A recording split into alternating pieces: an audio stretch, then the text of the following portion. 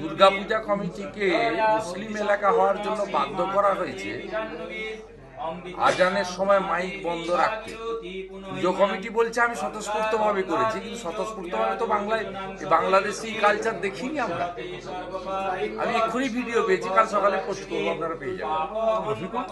তারকেশ্বরে তৃণমূল কংগ্রেস নেতাদের পরিচালিত পুজো কমিটিতে সেখানে গির্জা বানানো হয়েছে।